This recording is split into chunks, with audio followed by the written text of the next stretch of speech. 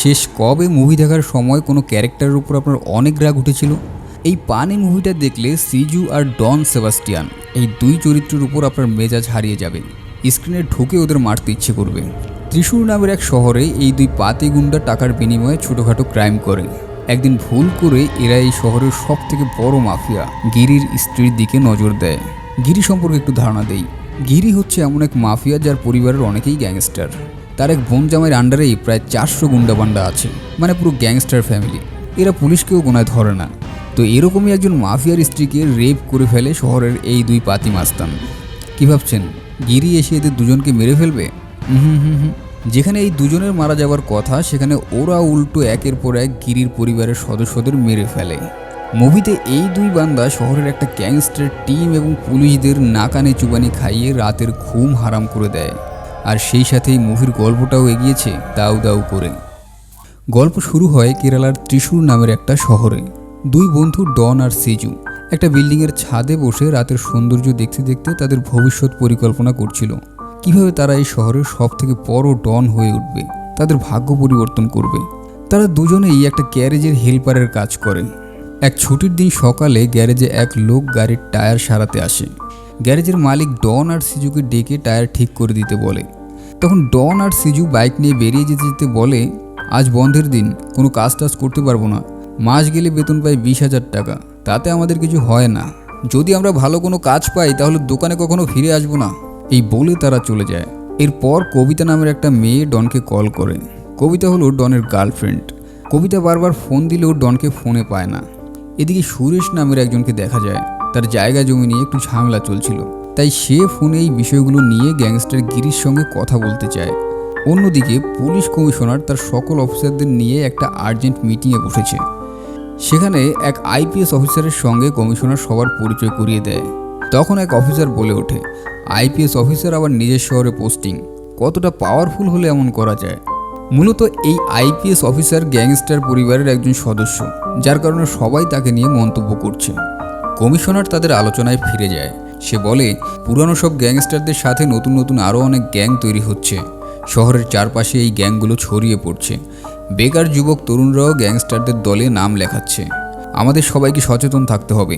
এই গ্যাংস্টারদের প্রভাব শহরে বাড়তে দেওয়া যাবে না। আচ্ছা, এই শহরের সব থেকে নাম করা গ্যাংস্টার কে? তখন একজন অফিসার বলে, ওয়ারেন্ট দেবী। তার বিরুদ্ধে অনেকগুলো ওয়ারেন্ট আছে। দেবী পাওয়ারফুল লোকজন নিয়ে পুরো টিম হয়ে কাজ করে। ওরা কোনো পুলিশকে ভয় পায় না। যদি ওদেরকে নিয়ে পুলিশ বেশি বাড়াবাড়ি করে তাহলে ওরা পুলিশকে ট্রান্সফার করিয়ে দেওয়ার ক্ষমতা রাখে। তো যাই হোক, ডন আর সিজুকে দেখা যায় বোতল ছাতা হাতে তারা কোথায় যেন যাচ্ছে। মূলত তারা ছোটোখাটো একটা সুপারি পেয়েছে, সেই অনুযায়ী কাজ করলে অনেক টাকা পাবে। তারা তাদের কাজের জন্য রাস্তায় ফুটপাতে এসে সুরেশের জন্য অপেক্ষা করে। আসলে তারা সুরেশকে মারার সুপারি পেয়েছিল। কিছুক্ষণ পর এই রাস্তায় সুরেশকে দেখলে ডন এগিয়ে গিয়ে সুরেশকে জিজ্ঞেস করে, কি সুরেশ ভাই, জায়গা জমি নিয়ে ঝামেলা হচ্ছে? তো সেটা মিটিয়ে নিলেই তো পারেন। কিন্তু সুরেশ ভয় না পেয়ে ডনের মুখের উপর বলে, তোমরা গুন্ডাগিরি করে আমাকে ভয় দেখাবে ভাবছো আমি আমার রাস্তা থেকে সরে যাব? তখন সিজু ছাতা খুলে ডনকে আড়াল করে ধরে, আর সেই সুযোগে ডন তার হাতে থাকা স্ক্রুড্রাইভার দিয়ে সুরেশের উপর অ্যাটাক করে। সুরেশকে মেরে পেছনের একটা এটিএম বুথে নিয়ে যায়। ঠিক তখন একটা ভদ্রমহিলা এটিএম বুথে টাকা তুলতে আসে। তখন সিজু বলে, বুথ নষ্ট, সামনের এটিএমে গিয়ে দেখুন। মহিলাটা এখান থেকে চলে গেলে সিজু ডনকে পানির বোতল দেয়। ডন স্ক্রুড্রাইভার আর হাতে লেগে থাকা রক্ত বোতলের পানি দিয়ে ধুয়ে পরিষ্কার করে বের হয়ে আসে। এরপর তারা সোজা চলে আসে একটা কাপড়ের দোকানে, কারণ তারা প্ল্যান করেছে তাদের পরনের কাপড় তারা পুড়িয়ে দেবে, যাতে করে সমস্ত প্রমাণ লোপাট হয়ে যায়। আর এই দোকানটা আজ উদ্বোধন হয়েছে। গিরি আর তার স্ত্রীকে দেখা যায় তারা দুজন গাড়ি নিয়ে অফিসের দিকে যাচ্ছিল। গিরি এই শহরের সব থেকে বড় গ্যাংস্টার, খুবই পাওয়ারফুল একজন মানুষ। তখন গিরিকে কল করে কেউ একজন জানায়, দোকান উদ্বোধনের জন্য আর্টিস্টকে ভাড়া করে এনেছি, কিন্তু এখন দোকান মালিক আর্টিস্টদের পেমেন্ট দিচ্ছে না। এই কথা শোনা মাত্রই গিরি তার গাড়ি নিয়ে সেই দোকানে আসে আর নিজের টাকা দিয়ে আর্টিস্টদের পেমেন্ট করে দেয়। সেই সাথে দোকানদারকে হুমকি দিয়ে বলে, দোকান বন্ধ করার আগে আমার টাকাটা পাঠিয়ে দিবে, নয়তো বুঝতেই পারছো। কিন্তু দোকান মালিক গিরিকে চিনত না, তাই জিজ্ঞাসা করে, আপনি কে? গিরি তার পরিচয় জানানোর জন্য দোকানদারকে কষে একটা থাপ্পড় মারে। থাপ্পড় খাওয়ার পর দোকানের মালিক গিরি ঠিক নিচে নামার আগেই তার টাকা ফেরত দিয়ে দেয়। অন্যদিকে সিজু আর ডন তাদের ড্রেস চেঞ্জ করে কবিতার সঙ্গে দেখা করে। তবে ডন আর কবিতার রাগ ভাঙায় না। কারণ তাকে তার ড্রেসগুলো আগে পুড়িয়ে ফেলতে হবে। কবিতা এখান থেকে চলে গেলে ডন আর সেজু দ্রুত একটা ফাঁকা জায়গায় গিয়ে কেরোসিন দিয়ে তাদের ড্রেস, ছাতা আর যা কিছু আছে সব আগুনে পুড়িয়ে দেয়। এদিকে গিরির আত্মীয় স্বজন, বন্ধুরা সবাই কিছু একটা নিয়ে কথা বলছিল। সেখানে আইপিএস এসে সবাইকে বলে, রাজ কমিশনার তোমাদেরকে নিয়ে আলোচনা করেছে। মূলত এই আইপিএস অফিসার গিরির চাচাতো বোন কল্যাণী। তো যাই হোক, গিরিরা তাদের মিটিং শেষ করে। সিন আবারও ওই এটিএমের সামনে চলে আসলে দেখা যায় ভেতর থেকে রক্ত গড়িয়ে বাইরে আসছে। তখন ডন একটু ভালো সাজার জন্য চিৎকার করে সেখানে থাকা লোকজন জড়ো করে। একজন ভেতরে গিয়ে দেখে সুরেশের ডেড বডি রক্তাক্ত অবস্থায় পড়ে আছে। সাথে সাথে পুলিশকে খবর দিলে তারা এসে দ্রুত ডেড বডি বের করে। পুলিশ জানতে পারে পাশে একটা দোকান উদ্বোধন হয়েছে। সেখানে অনেক সাউন্ড থাকায় এখানকার দুর্ঘটনা নিয়ে কেউই তেমন কিছু জানতে পারেনি। এরপর জানা যায় সেখানকার সিসিটিভি ক্যামেরা অনেক দিন ধরে নষ্ট হয়ে আছে। এদিকে শহরের বড় বড় গুন্ডারা এই খুনের ব্যাপারে জেনে অনেক অবাক হয়ে যায়, কারণ তাদের ভেতরে কেউই এই কাজ করেনি। তাহলে কে এমন কাজটা করলো? এই ঘটনাতে একজন পলিটিক্যাল লিডার গ্যাংস্টার গিরিকে ফোন করে আসল অপরাধীকে খুঁজে বের করতে বলে। কিছুক্ষণ পর পুলিশ স্টেশন থেকে ডনকে ডেকে পাঠায়, কারণ পুলিশ এসে যখন জানতে চেয়েছিল যে লাশটা প্রথম কে দেখেছে, তখন ডন হাত উঁচু করেছিল। অফিসার তাদের সবার কাছ থেকে স্টেটমেন্ট নিয়ে তাদের ছেড়ে দেয়। এদিকে ডনকে যারা সুপারি দিয়েছিল সুরেশকে মারার জন্য, তারা কল করে জানতে চায় টাকাটা কোথা থেকে নেবে। তখন ডন জানায় সুপার মার্কেটে নিয়ে আসতে, তারা ওইখান থেকে টাকাটা রিসিভ করবে। অন্যদিকে গিরির ওয়াইফ তাকে ফোন করে সুপার শপ থেকে কিছু কিনে আনতে বলে। গিরি বলে, তুমি শপে আসো, আমিও আসছি। গিরির ওয়াইফ সুপার শপে যাওয়ার জন্য রেডি হয়। এদিকে সুপার শপের সামনে বসে ডন আর সিজু দুজনে প্ল্যান করছিল যে তাদের কন্ট্যাক্টের টাকাটা দিয়ে তারা কি করবে। তখন গাড়ি থেকে গিরির ওয়াইফ গৌরী নামলে দূর থেকে ডন তাকে দেখে ফলো করে এবং ফলো করতে করতে সুপার শপের ভেতরে ঢুকে পড়ে। আর গৌরীকে দেখার পর ডনের মাথা পুরো খারাপ হয়ে যায়। সিজুকে দেখিয়ে সে খারাপভাবে বলতে থাকে, মালটার কি ফিগার দেখেছিস? তুই এখানে একটু দাঁড়া, আমি একটু মজা নিয়ে আসি। এরপর সে এগিয়ে গিয়ে গৌরীর কোমরে হাত দেয়। এমন ব্যবহারে গৌরী রেগে গিয়ে ডনকে কষে একটা থাপ্পড় মারে। এমন খারাপ পরিস্থিতি হওয়ার কারণে গৌরী মন খারাপ করে কাঁদতে কাঁদতে সুপার শপ থেকে বেরিয়ে যাচ্ছিল। তখন গিরি এসে বলে, কি হয়েছে? কিন্তু গৌরী কোনো কিছু না বলতে চাইলে গিরি বারবার জোরাজুরি করতে থাকে। তখন গৌরী ডনের দিকে তাকিয়ে একটা গালি দেয়। এটা শোনার পর গিরির আর বুঝতে বাকি থাকে না। গিরি সাথে সাথে গিয়ে ডনকে থাপ্পড় মেরে মাটিতে ফেলে উদম কেলাতে থাকে। তারপর সে তার ওয়াইফকে নিয়ে সুপার শপ থেকে বেরিয়ে যায়।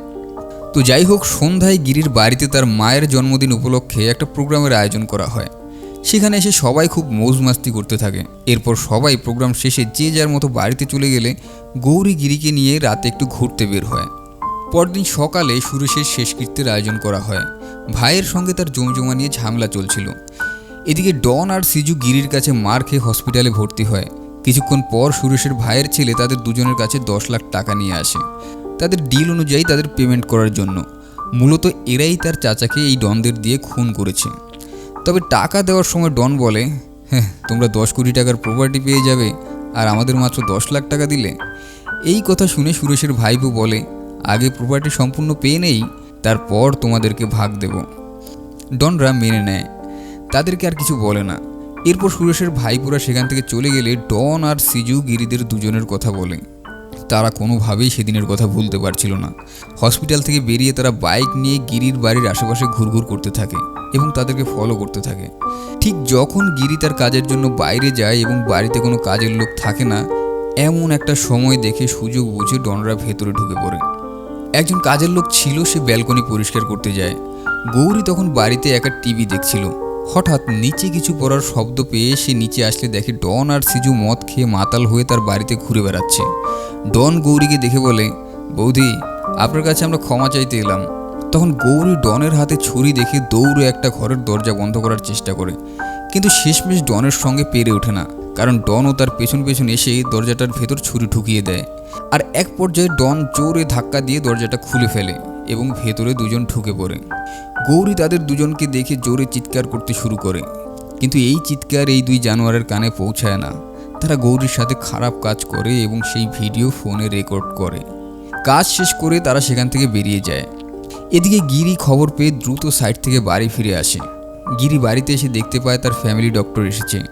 গৌরী বেডে নিস্তেজ অবস্থায় শুয়ে আছে। গিরি তার ওয়াইফকে এই অবস্থায় দেখে সহ্য করতে পারে না। সে দ্রুত একটা রুমের ভেতর গিয়ে দরজা বন্ধ করে দেয়। কিছুক্ষণ পর সেখানে গিরির মা আসে। সবার কাছে জানতে চায় যে কি ঘটেছে। তখন গিরির বন্ধু পার্টনার জানায় গতকাল গিরির সঙ্গে সুপার শপের দুটো ছেলের ঝামেলা হয়েছে, তারা এই প্রতিশোধ নেয়ার জন্য এসব করেছে। এই কথা শুনে গিরির মা সোজা গৌরীর কাছে চলে আসে আর গৌরীকে কান্না করতে দেখে তাকে বোঝায়, দেখো কোনো পুরুষ মানুষ যদি কোনো মেয়ের অনিচ্ছাতে তাদের গায়ে হাত দেয়, মেয়েদের কোনো কিছু করার থাকে না। এখানে মেয়েদেরও কোনো দোষ থাকে না। কত মানুষ তো অ্যাক্সিডেন্ট করে হাত পা হারিয়ে ফেলে। এটাকে তুই একটা অ্যাক্সিডেন্ট মনে করে সব কিছু ভুলে যা।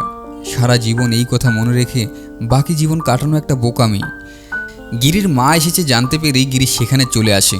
তখন গিরির মা গিরিকে বোঝায়, এই বিষয়টা মনে রেখে নিজেদের জীবন নষ্ট করিস না। যখন তুই ওদেরকে পাবি তখন শেষ করে দিস। দুদিনের জন্য আমি গৌরীকে আমার কাছে নিয়ে যাচ্ছি, তোর ওকে দেখতে মন চাইলে গিয়ে দেখে আসিস। এরপর গিরির মা এই রুমে সবাইকে ফাঁকা করে দিতে বলে। গিরি আর গৌরী দুজনকেই কথা বলার সুযোগ করে দেয়। সবাই রুম ছেড়ে বাইরে চলে গেলে গিরি কান্না করে গৌরীকে জড়িয়ে ধরে।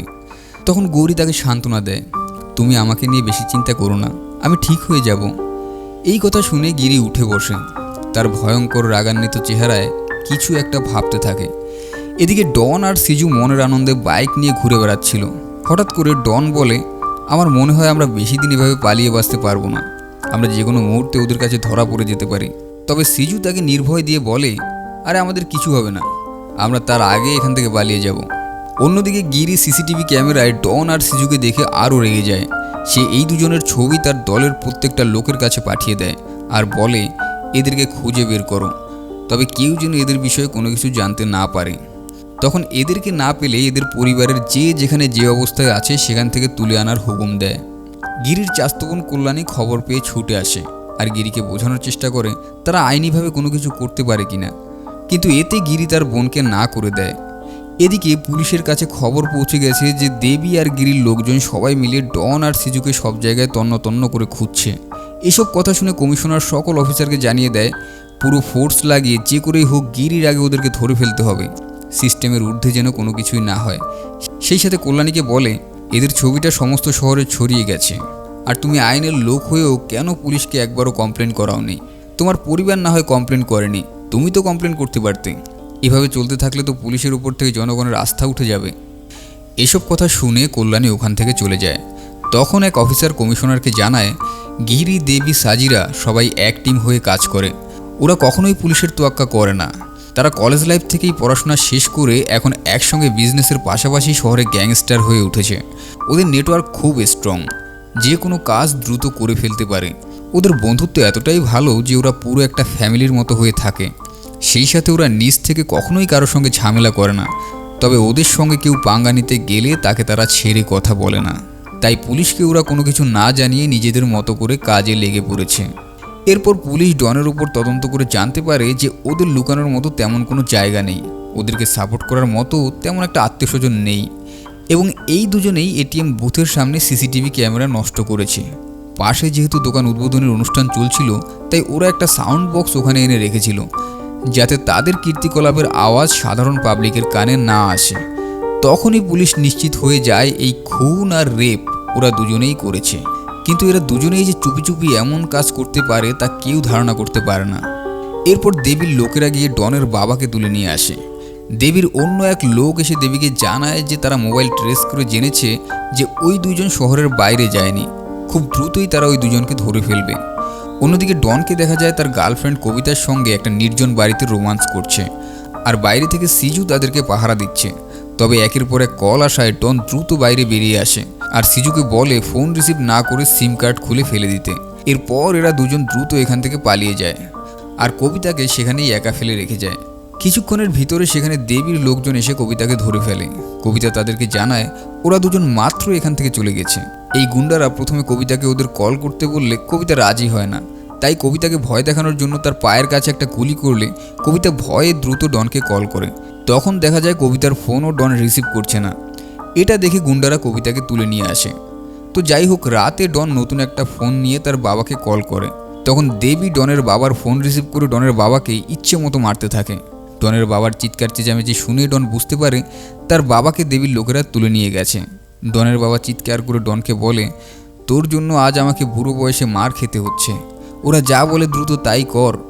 সেই সাথে দেবী ফোনটা কেড়ে নিয়ে বলে, তোরা যেখানে যে অবস্থায় আছিস আমার এখানে চলে আয়, নয়তো পরিস্থিতি আরও খারাপ হয়ে যাবে। তখন ডন আর কোনো কথা না বাড়িয়ে ফোনটা ব্রিজের উপর থেকে চলন্ত বাসের উপর ফেলে দেয় এবং সিজুকে বলে, আমরা মনে হয় এবার শেষ হয়ে যাব, কারণ ওরা বাবাকে তুলে নিয়ে গেছে। আমাদের এখন ওদের কাছে স্যারেন্ডার করতে হবে, নয় এখান থেকে দূরে কোথাও পালিয়ে যেতে হবে। কিন্তু তারা এসব কোনো কিছুই করে না, তারা নতুন একটা প্ল্যান করে। এদিকে দেবীর বাড়িতে একটা অনুষ্ঠানের আয়োজন করা হয়। এই অনুষ্ঠানে হাজার হাজার মানুষ আনন্দ উৎসব করে। এমন সময় গৌরী দেবীর বউকে কল দিয়ে তার কাছে ডেকে নেয়, কারণ তারা দুই বান্ধবী ছিল। দেবীও তার ওয়াইফকে যেতে নিষেধ করে না, বরং সাবধানে যেতে বলে। দেবীর বউ তখন বলে, ভয় পেও না, আমার কাছে পিস্তল আছে। অন্যদিকে দেখা যায় মাঝরাতে দেবী ঘুমিয়ে পড়লে ডন আর সিজু এসে তার হাত পা বেঁধে ফেলে আর তাকে মারতে মারতে বলে, আমার বাবাকে মারার তুই কে? দেবী অনেক ভয় পেয়ে যায় আর তার বডিগার্ডকে ডাকতে থাকে। তখন ডন বলে, ডেকে লাভ নেই, আমি ওকে অনেক আগেই শেষ করে দিয়েছি। এরপর তারা দেবীর পিস্তল দিয়ে দেবীকে শ্যুট করে ঘরে থাকা টাকা পয়সা নিয়ে সেখান থেকে বেরিয়ে যায়। তো যাই হোক, শহরের বড় গ্যাংস্টার দেবীর খুনের খবর পেয়ে সবাই দেবীর বাড়িতে ছুটে আসে। পুলিশ বাড়ির চারপাশ ঘিরে রাখে। গিরি দেবীর রুমে এসে দেখে দেবীর স্ত্রী দেবীর নিথর দেহ জড়িয়ে ধরে কান্নাকাটি করছে। এই সব কিছু দেখে গিরি আর সহ্য করতে পারে না, সে আবারও বেরিয়ে যায়। মাঝ রাস্তায় আসতেই গিরির গাড়ির নিচে কিছু একটা পড়লে গিরি গাড়ি থামিয়ে বাইরে বেরিয়ে সেটা দেখার চেষ্টা করে। এমন সময় ডন দূর থেকে গিরির উপর শ্যুট করে। গিরিও তাদের উপর শ্যুট করতে চায়, কিন্তু তেমন একটা সুবিধা করতে পারে না, বরং ডনের একটা গুলি গিরির কাঁধে এসে লাগে। তখন গিরি গান তাক করে তাদের উপর শ্যুট করে। সুযোগ বুঝে ডন আর সিজু ওখান থেকে পালিয়ে যায়, কিন্তু এত কিছুর পর গিরি তাদেরকে কোনো মতে ছেড়ে দিবে না, তাই সে দুজনকে ফলো করতে থাকে। কিছুটা দূরে এগুতেই ডনদের একজন গিরির গাড়ির ওপর ইট মারে আর অন্যজন গিরির গাড়ির ওপর এলু পাথরে গুলি চালাতে থাকে। তারপর জঙ্গলের ভেতরে গিয়ে দুজন লুকিয়ে থাকে যাতে তাদেরকে খুঁজে না পায়। কিছুক্ষণ পর তারা দুজন মনে করে গিরি চলে গেছে, তাই তারা জঙ্গলের ভেতর থেকে বেরিয়ে আসলে আচমকা গিরি গাড়ি নিয়ে তাদের সামনে এসে হাজির হয়। আর এইভাবেই তারা ব্রিজের উপর ক্রসিং করলে একটা পর্যায়ে গিরির গাড়ির সঙ্গে তাদের বাইক ধাক্কা লাগে আর তারা দুজনেই ব্রিজের নিচে পানিতে পড়ে যায়। পরের দিন পুলিশ ব্রিজের নিচে অনেক তল্লাশি করেও কারো লাশ খুঁজে পায় না। সবাই মনে করে তারা দুজন হয়তো মারা গেছে। সেই সাথে গিরিরা দেবীর সমাধিতে ফুল দিতে যায়। এর কয়েকদিন পর গিরিরা সবাই মিলে একটা ফার্ম হাউসে এসে এই ঘটনাটা বলতে বলতে কিছুটা সময় কাটায়। তারা আবারও তাদের স্বাভাবিক জীবনে ফিরতে চায়, কিন্তু তখন গিরিকে খুবই আপসেট দেখায়। তার বন্ধুরা বলে, এই বিষয়টা এখন বাদ দে, ওরা হয়তো মারা গেছে, পুলিশ ওদের লাশও খুঁজে পায়নি। কিন্তু গিরি মোটেও হাল ছাড়ার পাত্র নয়। সে তার শালাকে পাঠিয়ে দেয় ডনের বাড়ির আশপাশে পাড়া প্রতিবেশীর সঙ্গে কথা বলে তাদের উপর নজর রাখার জন্য। পাড়া প্রতিবেশী জানায়, ডনরা এখানে আসলে আমরা আপনাদের জানাবো। এরপর যখন গিরির শালা বাড়ি ফিরছিল তখন পথের মাঝে ডন আর সিজু তাকে ধরে আচ্ছা মতো মারে আর বলে, আমার পাড়া প্রতিবেশী দিয়ে আমার উপর নজর রাখছো, হ্যাঁ? এরপর তাকে মেরে তার ফোন নিয়ে গিরিকে ফোন দেয়, বলে, কি ভেবেছিলি ভাই আমরা এখনো বেঁচে আছি? তোমার না অনেক ক্ষমতা, পারলে আমাদের ধরে দেখাও। ফোন পেয়ে গিরি সাথে সাথে সেখানে ছুটে যায় আর গিয়ে দেখতে পায় গিরির শালা রক্তাক্ত অবস্থায় পড়ে আছে। তাকে দ্রুত হাসপাতালে নেওয়া হয়। এই যাত্রায় সে বেঁচে যায়। তবে এই ঘটনায় গৌরী অনেক ভেঙে পড়ে, কারণ সে মনে করে তার জন্যই আজ এত সব কিছু হচ্ছে। এরপর গিরির মা সবাইকে এখান থেকে চলে যেতে বলে। সে একটু নিচে রেস্ট নিতে যাবে বলে লিফটে ওঠে। সেই লিফটের ভেতর ডন আর সিজু বোরখা পরে ওঠে। সুযোগ মতো পেয়ে তারা গিরির মায়ের উপর অ্যাটাক করে। তবে গিরির মা হসপিটালে থাকার জন্য এই যাত্রায় বেঁচে যায়। এইদিকে হসপিটালের বাইরে থেকে পুলিশ ডন আর সিজু দুজনকেই অ্যারেস্ট করে। মূলত তারা নিজেরাই স্বেচ্ছায় পুলিশের কাছে ধরা দিয়েছে। এই খবর পেয়ে গিরি হসপিটালে না এসে সোজা থানায় আসে। থানায় আসলে ডন তাকে দেখে বলে, আমাদেরকে দেখতে এসেছেন? আমাদের কাল রিমান্ডে নেবে, আমরা প্রস্তুত। পুলিশ গিরিকে সান্ত্বনা দেয়, আপনি বেশি উত্তেজিত হবেন না, কাল ওদের কোর্টে চালান করা হবে। ওদেরকে এমনভাবে চার্জশিট দিয়েছি ওরা কোনোদিন জেল থেকে বের হতে পারবে না। পরের দিন ডন আর সিজুকে কোর্টে এনে হাজির করা হলে শহরের মানুষ তাদের দেখার জন্য ভিড় জমায়। যখন তাদের কোর্টের ভেতর নেওয়া হচ্ছিল হঠাৎ করে আচমকা কোথা থেকে একটা গুলি এসে ডনের কাঁধে লাগে। তাদের দুজনকে ইমার্জেন্সি হসপিটালে নেওয়া হয়। তবে ডন বুঝতে পারে যেটা গিরির কাজ। পুলিশ হসপিটালে ডন আর সিজুকেই ঘিরে রেখেছে। ডন পুলিশের কাছে বারবার জানতে চায়, আমাদের উপর যারা গুলি করেছে তারা কি ধরা পড়েছে? কিছুক্ষণ পর হঠাৎ করে হসপিটালের নিচে প্রচুর ঝামেলা শুরু হয়। সেখানে পুলিশ পরিস্থিতি সামাল দিতে পারছিল না। ডনের কেবিনে থাকা পুলিশও পরিস্থিতি সামলাতে নিচে নেমে আসে। এদিকে পুলিশ কমিশনার বিষয়টা বুঝতে পেরে কেবিনে এসে দেখতে পায় কেবিনের দরজা বন্ধ। দরজা ভেঙে ভেতরে ঢুকলেই কেবিনের ভেতর শুধু ধোঁয়া দেখতে পায়। কারণ এতক্ষণে গিরির লোকেরা এই দুজনকে কিডন্যাপ করে নিয়েছে। পুলিশ গিরির ফোন ট্র্যাক করে লোকেশন কবরস্থানে পায়, কিন্তু পুলিশ এখানে ছুটে আসলে কাউকে দেখতে পায় না। এদিকে শহরে পুজোর উৎসবে সবাই মাতামাতি করছে, আর গিরি একটা প্লাস্টিক ফ্যাক্টরিতে ডন আর সিজুকে এনে আটকে রেখেছে। এরপর গিরি ডন আর সিজুর দিকে হাতুড়ি আর স্ক্রুড্রাইভার ছুঁড়ে মারলে তারা দুজন গিরির উপর অ্যাটাক করে। গিরি তাদের দুজনকে আচ্ছা মতো ধুলাই করে, হাতুড়ি আর স্ক্রুড্রাইভার দিয়ে তাদের স্টাইলেই মারতে থাকে, আর হাতে দড়ি বেঁধে ঝুলিয়ে রাখে। তবে এতেও ডন কোনো প্রকার ভয় পায় না, বরং সিজুকে বলতে থাকে, কিরে তোর ব্যথা লাগছে? আমার তো ব্যথা লাগছে না। এত কিছু থেকে কী লাভ? একে একে মা, শালা, বন্ধু সবাইকেই তো হারিয়েছে। সিজু বলে, বৌদির কথা বলিস না।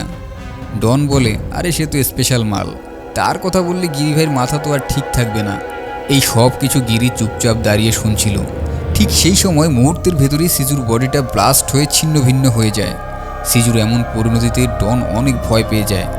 গিরি সেখানে থাকা তার গাড়ি নিয়ে বেরিয়ে যাচ্ছে। ডন ভয় পেয়ে পেছন থেকে গিরিকে ডাকলে সেও ব্লাস্ট হয়ে ছিন্ন ভিন্ন হয়ে যায়।